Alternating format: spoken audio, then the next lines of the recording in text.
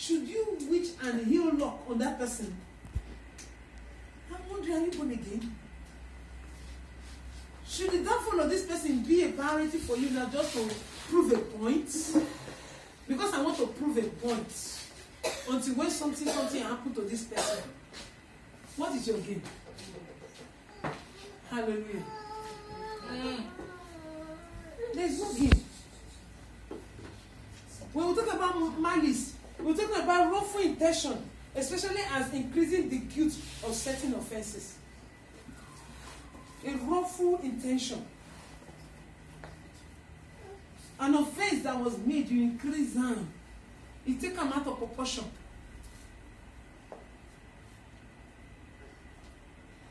Make it beyond what it's supposed to be. Praise the Lord. Then curses, slander, foul-mouthed. Curses, slander, foul-mouthed. Curse, I say it's a solemn utterance. It's a solemn utterance intended to invoke a supernatural power, to inflict harm or punishment. Amen. On someone or something. When you raise a curse on somebody, it's a supernatural thing. You see, when Balaam was about to rain curses on Israel, God had to warn him not to. Why? Because those curses were harmful to them. It says slander, filthiness, filthy communication is the action or crime of making a false spoken statement, damaging a person's reputation. Slander, filthy communication. What this person is not, you say that person is. It is two different things when you talk about this is what this person did, this is who this person had. Confirm that this is who this person had. Is how can we have this person out of this thing? It's different from when you want to slander this person. You know very well that this is not who this person is, but because you just want to spoil this person's reputation, you want to give that person a bad name, then you start saying what that person is not. Amen. You can set a trap for that person to fall in and give that person a name. Slander, filthy communications.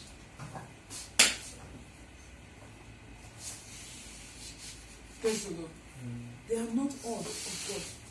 One of God said, they that involved in all these things never enter into the kingdom of heaven. Amen. Fermented mouth abuses vulgar offenses, vulgar, offensive, rude, or disgusting languages. You the man, you the grace, you be mumu. All those kind of vulgar statements. They are not all. I've seen some people. If they are friends, but 1 minute of talk, there must be 5 abuses. And I'm now wondering, what kind of relationship is this? Sometimes husband and wife are discussing, and the two of them are raining. They do abuses.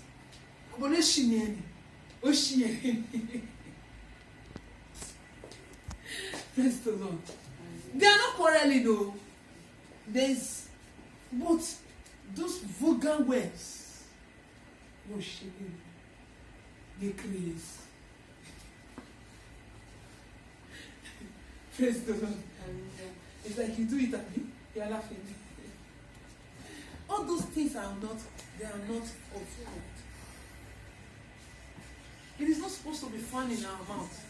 The same mouth we are using to bless, we use the same mouth to say vulgar words. Offensive and rude languages. Even being rude. When one is rude, a rude person will be noticed in your language. Even in communicating in writing, you know that this person is rude. Praise the Lord. Even in communication, writing it down, you know that this person is a rude person. but it is not of God. The word of God says we should mortify these members. We should kill it. We are not supposed to find ourselves in all these things. We are not supposed to be in union as a Christian. All these things are not supposed to be found in us. He said, now put away. Hallelujah. He said, now ye also put off all these things: anger, wrath, malice, blasphemy, filthy communications out of your mouth. Say, lie not one to another. See that you have put off the word, the old man and his deed. He's not saying take away anger from me. Father, take away this anger from me. I've been praying now. If you like, fast for 100 days. He said, put them away. See that word? You have put away the old man and his deed. For us to understand that this thing is a spirit. I had an experience some years ago. We were having staff week in my former place of ministry. And the man of God was talking about anger, envy. He was talking on all these things I discussed on, but specifically, he was talking on anger. And I was talking to a friend that was not in the meeting. I was telling the friend, this was what the man of God said, what this thing has caused, how many people have fallen victim of these things. Praise the Lord. And I was now discussing what the cause of anger, the cause of envy, what it causes is worth more than when you forgive. Forgive and let go. The sicknesses, it inflicts on one. So we were discussing deeply on it. And I was in a BRT bus. I alighted from the bus. But a man just walked up to me. You! And I look back. Hey, you're talking about me. You're discussing about me. I was like, when? When did I talk about you? I will slap you now. I will show you. I said, if you try it, you see what I will do to you. What do you mean? So when you saw the way I now reacted, the man, and I could not got involved and he was walking away. You are talking about me. I will deal with you. Then what I was discussing was the spirit of anger in that bus. I was communicating with somebody that was not in the meeting. I was like, hey, this thing is really what? It's a spirit. This is really a spirit. I was like, I don't know you. I didn't discuss anything about you. I didn't say anything about you. The man was.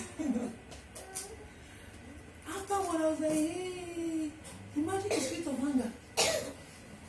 But penetrated through a man. Praise the Lord. Came through a man. Cut his tree. He says, see that you have put off the old man and his deed. What are the deeds of this old man? These are the deeds. He's talking about anger, malice, foul talk. If you put all these things inside of you, if you are still acting them, then you are not yet born again. You have not yet put off the old man. Everything is still there. The old man and his deed are what? Are still there. And what the God said was, put them off. He didn't say pray. See to it. The word of God says, examine yourself if you are still what? In Christ. Examine yourself. Am I still in the Lord? Am I still doing the things of God? Is the nature of the old man still in me? Or I have fully put them off? Sometimes you might mistakenly fall into these things. But when you are conscious of who you are and attitude, the characters around you, you will know. And you tell yourself, no, this is not of God. You have to consciously let this thing go.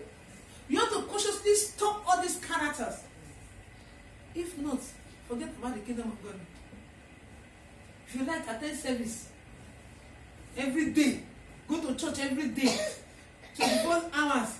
In a day, you are in church, rendering service to God. If you like, tie this scarf around your neck like this, tie and reach here, come wear damask. Is it damask they call it? Cover the whole of your body.